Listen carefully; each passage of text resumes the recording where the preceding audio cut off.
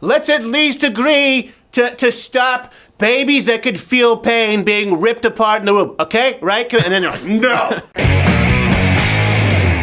So the segment I want to get into before, people saying, are you going to talk about the Green Deal, the Green New Deal? I didn't have time to read through all of it before this show. It does seem pretty insane. And it does lead me to the point that I do want to discuss tonight, why I believe that President Trump is going to be reelected. And the main reason for this is that Democrats keep giving him gifts. Right? So they wonder, like, how he won in the first place. You hear that a lot. Yeah. Like, how did Donald Trump, how could he have possibly won? And how could he possibly win again? I'll tell you exactly how.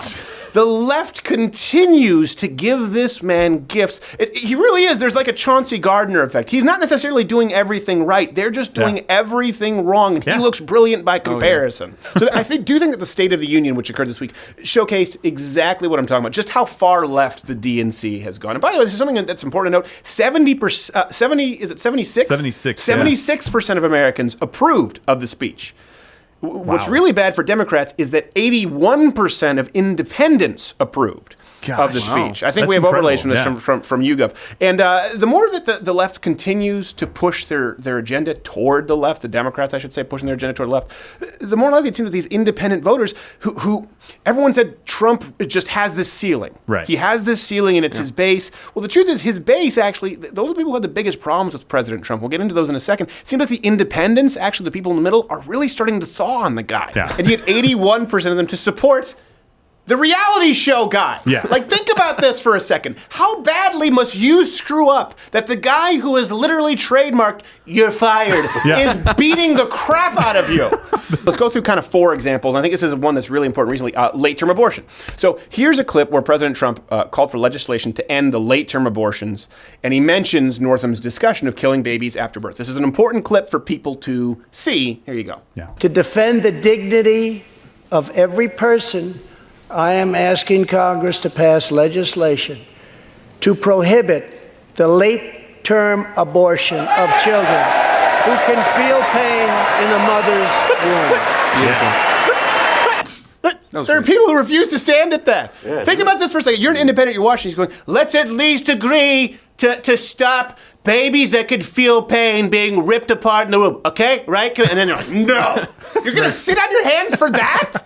Do you have any idea how the optics look? And here's something that's really important. I think maybe you guys aren't necessarily, because you weren't really like political junkies in the last election, and I know you'll vote in the next election, but Trump, by the way, was pro-choice. Yeah. Up until he ran as a Republican effectively. And conservatives were really leery of him because of that, right? Yeah, we didn't think he was conservative. They didn't think he was conservative. No. And so Donald Trump found himself in a pickle in the primaries, particularly because he had to appeal to his base, the conservatives. He had to prove to them that he was pro-gun, that he was pro-life, while still appeasing moderates. And that's hard to do when they think that you can't win over either of them. Now, again, the Democrats have given him a gift in that he can now appeal to his pro-life base and even to moderates who just don't want to see babies being born alive killed. All he has to say is, hey, a 40-week-old baby being chopped in the head, bad.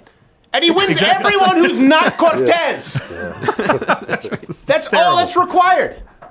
Think about that for a second. Yeah.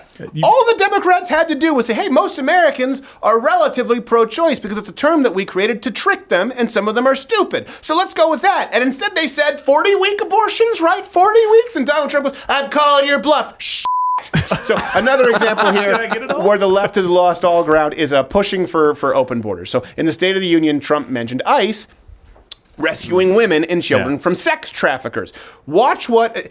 I mean, Ocasio Nina Pinta Santa Maria Cortez refuses to clap for this. Here's the clip. More than 1,500 sadistic traffickers have been put behind bars.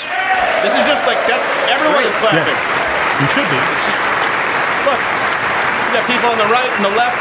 Wait, what? Stone cold face. How should I, I'll get out. That's insane. I'll get up for stopping sex slavery. I don't like him, but I'll get up. Like, you just handed him a gift. By the way, they were wearing white for women's rights. You gotta clap if you're wearing white for women's rights. Alexandria Ocasio-Cortez, who are you wearing? I am wearing white for women's rights. Accept all the underage hookers against their will. I'll see you at the halftime show. And here's the thing, not even talking about the sex trafficking, okay? That's one that, again, if you have to play the game in politics. Everyone knows this a little bit. We don't like it, but when someone says ending sex trafficking, even if you go, well, hold on a second, I know that Cortez, when she's talking about ending sex trafficking, is actually attached to the Green New Deal bill, and that's actually about 70% tax, so I don't like it, but she did say end sex trafficking. All right, I'm going to clap just because of the optics, and I'll talk about it later.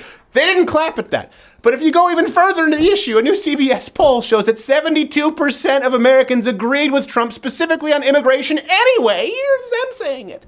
Just in from our CBS News instant poll here following the president's State of the Union, 76% of speech watchers said they approved of what they heard. I'm very surprised. That's a large percentage there. I'm very surprised that any of these percentages are true. That's why I had to play that clip, so you would believe that I'm not just saying it. Let me just paint a picture for you. Just a moment here, okay? I'm trying to actually wrap my head around this. They fact checked It's really hard to do. It's like when they fact checked Donald Trump, where he said we had burgers stacked a mile high at the White House. They're like, actually, he did not have burgers stacked a mile high. As a matter of fact, they were placed in more of a horizontal spread, really. One couldn't account for the vertical metrics because of the buttons and depending on the temperature of the room. It's like, you're a Exactly. But think about this for a second, okay? The guy who said you could do whatever you want, you could grab by the and disgusted a whole nation, now has the moral high ground because you've decided to vilify him because he's against sex trafficking and he had the number off by 2%. Yes. You've given him a gift. Another one. You couldn't possibly make it easier for him. Now everyone forgets about the grab by the and you go, actually, that 33% of people who are raped when they try to get here against their will, it's 31%. You better get in line, President Trump. And all he needs to say is, you're a piece of shit. And they're like, you know what? I kind of am. Yeah, let me just walk out this door here. I should almost be prioritizing the women who are being raped.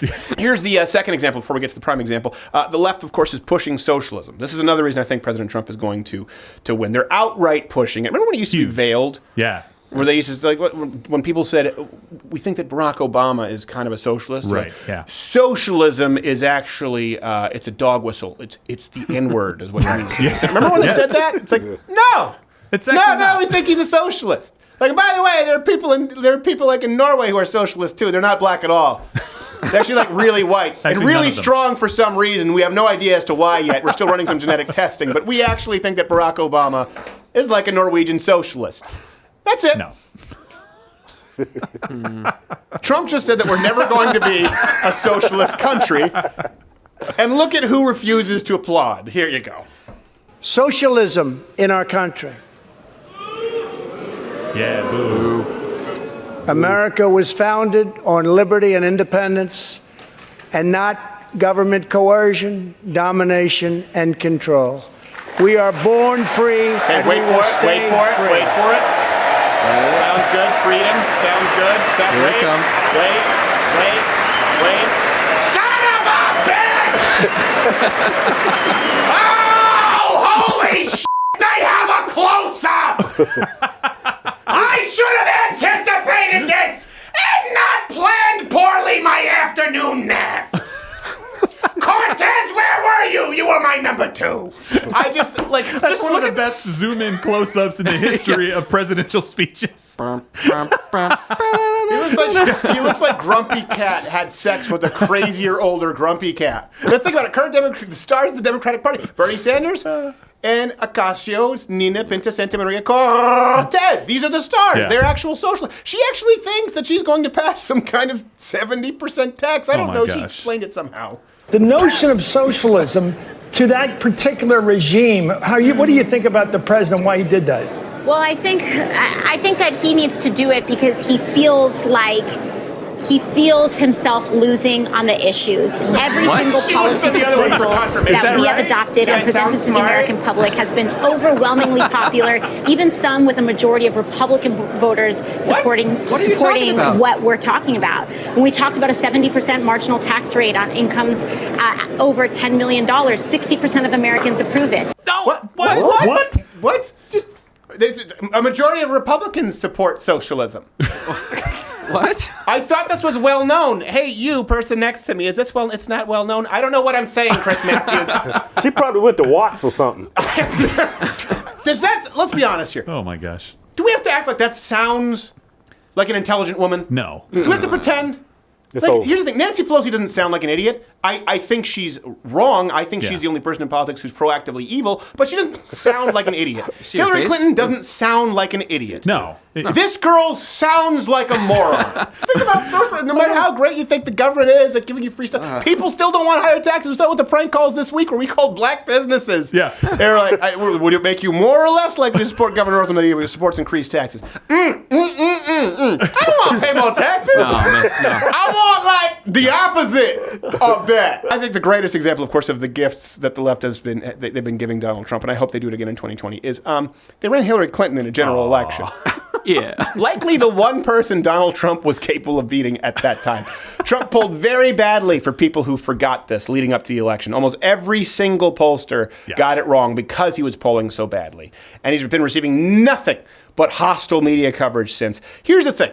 The choice in 2020 is very different from 2016. You were not a Trump guy. Nope. And I was not a Trump guy in the primaries. No, we argued about it. We argued about it because I remember saying, well, listen, if he does win, he's going to be the guy at that point. But it wasn't my guy. I liked Carly Fiorina. I liked Ted Cruz. Yeah. So the choice, though, in 2020 is very different from 2016. 2016, a lot of people thought that both Hillary and Trump were kind of taking us toward a cliff. Mm-hmm. I think Ben Shapiro summarized it as though the concerns of many, by the way, he said the fear was that if Trump got into office and he did a bad job, it'd be like we're heading toward the cliff, just as we'd be heading toward the cliff with Hillary Clinton. But with Donald Trump, there would be no break. Right. Because no Republican would be elected after Donald Trump if he did as bad of a job that many people anticipated, myself included, in the primaries. I remember saying, I think we deserve to lose if we run him in the primaries. Yeah. Of course, when he was against Hillary Clinton, I mean, listen, come on, you just have to take the free shots when you're given them.